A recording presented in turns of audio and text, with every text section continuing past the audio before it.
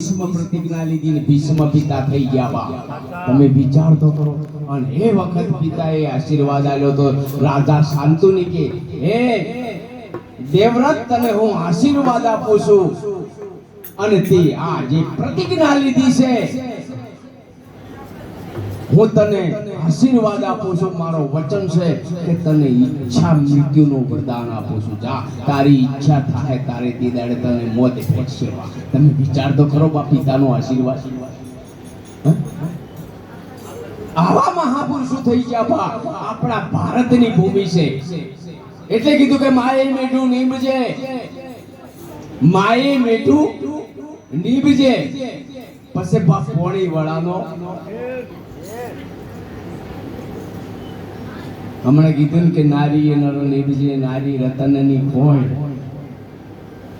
અપા નરકની છે બા, હરખા નરો તો નરક છે ન કે રતનની કોણ તો છે જ બા. સાવ સાચી વાત છે.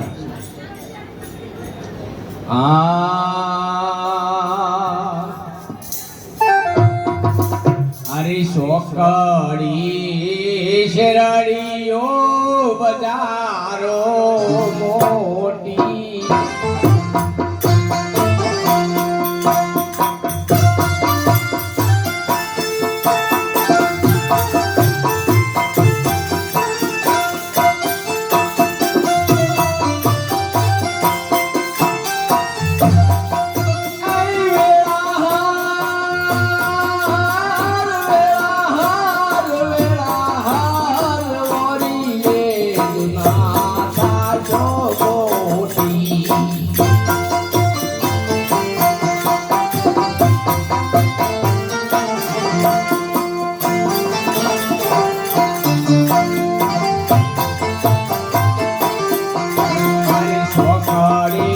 શેરડીઓ બજારો મોટી, વેણાહાર ભરી જોના થાશો મોટી.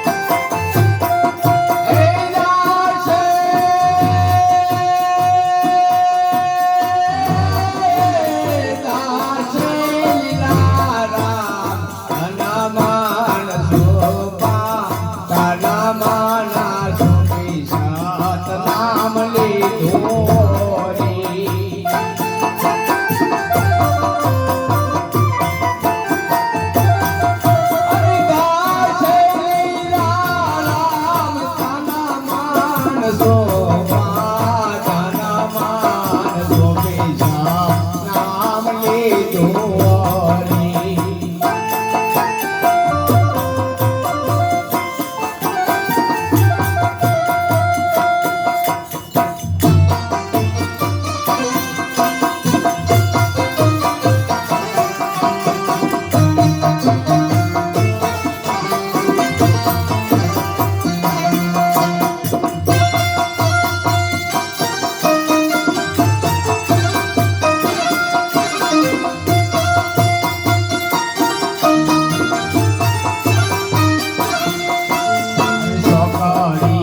શિરડીયો બજારો મોટી વેળાહાર વેળાહાર વેળાહાર.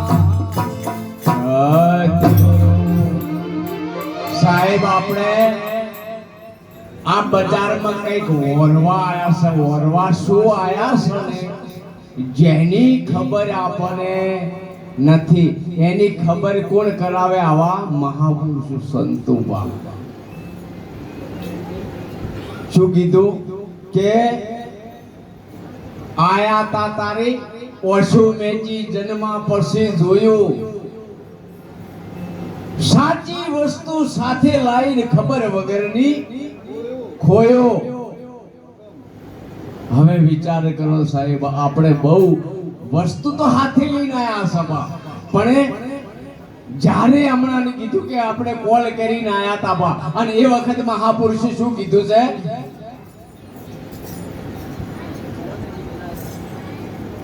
જ્યારે પ્રમાત્માની સ્તુતિ કીધી અલબેલાની, બાર ધરો અવતાર માયામાં મોઈ, એ વખત તરત ચૂકે બા ખબર છે જમરાજાને સાક્ષી લાયા રાશા તાબા કે પરમાત્મા વને મુક્ત કરો વયથી, એ આદિનારાયણ વને મુક્ત કરો.